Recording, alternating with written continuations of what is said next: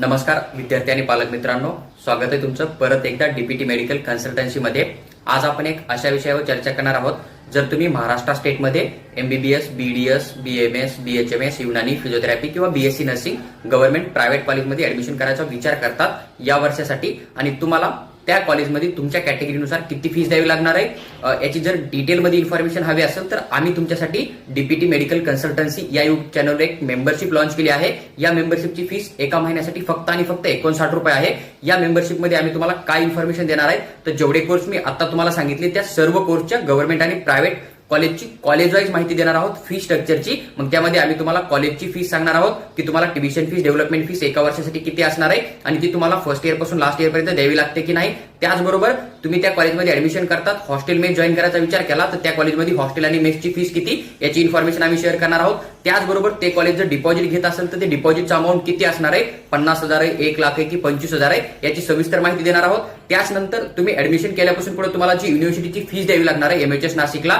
तर तिचा अमाऊंट किती असणार आहे ती माहिती देणार आहोत। तसंच बरेच कॉलेज जे आहे ते तुमच्याकडून बुक्स, ॲप्रॉन आणि आयडेंटिटी कार्ड म्हणून हिडन चार्जेस घेतात तर त्याचा अमाऊंट किती जाऊ शकतं कॉलेजनुसार ही माहिती आम्ही तुम्हाला शेअर करणार आहोत। तसंच या मेंबरशिपमध्ये आम्ही तुम्हाला दिवसामध्ये 5 ते 6 कॉलेजची माहिती देणार आहोत। आता सध्या आम्ही एमबीबीएस प्रायव्हेट कॉलेजचे फी स्ट्रक्चर अपडेट केलेले आहेत आणि येणाऱ्या काळामध्ये जोपर्यंत बीएमएस, बीएचएमएस, बीएससी नर्सिंग आणि फिजिओथेरपीचे कॅप राऊंड 1 ची चॉईस फिलिंग स्टार्ट होणार आहे तोपर्यंत आम्ही तुम्हाला जेवढे काही 125 बीएमएस कॉलेज आहेत, 50 ते 60 बीएचएमएस कॉलेज आहेत आणि 160 फिजिओथेरपीचे कॉलेज त्या सर्व कॉलेजची फीसची माहिती जी आहे ती या मेंबरशिपमध्ये अपडेट करणार आहोत। आम्ही आमच्या चॅनलवर व्हिडिओ अपलोड करू, तो फक्त आणि फक्त मेंबरसाठी असणार आहे। तुम्हाला 59 रुपये जे आहे ते पर मंथ फीस पेमेंट करून मेंबरशिप जॉईन करावी लागेल। तुम्ही जॉईन करू शकतात कारण फी स्ट्रक्चर दरवर्षी बदलतं। ऑफिशियल जे फी स्ट्रक्चर 2026 मध्ये येणार आहे तीच फीस तुम्हाला द्यावी लागते। तुम्ही मेंबरशिप जॉईन का करावी याचं एक महत्त्वाचं कारण आहे, जसं तुम्ही एखादं कॉलेज फील केलं बीएमएसचं आणि किंवा एमबीबीएसचं त्या कॉलेजमध्ये तुम्हाला कॅटेगरीचा बेनिफिट दिला जात नसेल किंवा ते कॉलेज तुम्हाला बोलत असेल की तुम्ही स्टार्टिंगला ओपनची फीस भरा किंवा ते कॉलेज तुमच्याकडून 1 लाख रुपये, 50,000 रुपये डिपॉझिट मागत असेल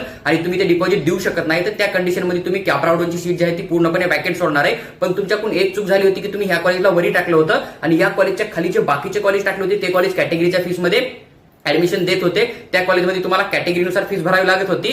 पण चूक अशी झाली की तुम्ही ते कॉलेज खाली टाकलं, हे कॉलेज वरी टाकलं, मग ह्याच कॉलेजमध्ये तुम्हाला सीट अलॉटमेंट झालं आणि तुम्ही जे कॉलेज खाली सोडवतं कमी फीस वालं ते तुमच्यापेक्षा कमी रँक अलॉटमेंट झालं। त्या मुलाला ते कॉलेज भेटलं, त्यांना जाऊन ऍडमिशन कन्फर्म केलं किंवा जॉईन करून बेटरमेंटला अप्लाय केलं, मग त्या कंडिशनमध्ये त्या कॉलेजची जागा त्याच ठिकाणी कन्फर्म झाली आणि ती जागा सेकंड राऊंडला किंवा थर्ड राऊंडला कुठल्याही प्रकारे वॅकेंट येत नाहीये कारण तिथं कोणीतरी जॉईन केलेलं आहे। मग नंतर तुम्ही ज्यावेळी सेकंड राऊंड, थर्ड राऊंडची चॉईस फिलिंग करता तुमचा स्कोर कितीही चांगला असला तरी जे कमी फीस वाले कॉलेज आहे ते बाकीच्या मुलांनी जॉईन केले, त्याच्यामुळे तुम्हाला अपग्रेडेशन किंवा नवीन कॉलेज अलॉटमेंट होण्याचा चान्स कमी पण लागू शकतो आणि अशा कंडिशनमध्ये तुम्हाला ड्रॉप करायची पण गरज पडू शकते। त्याच्यामुळे प्रत्येक कॉलेजचं फी स्ट्रक्चर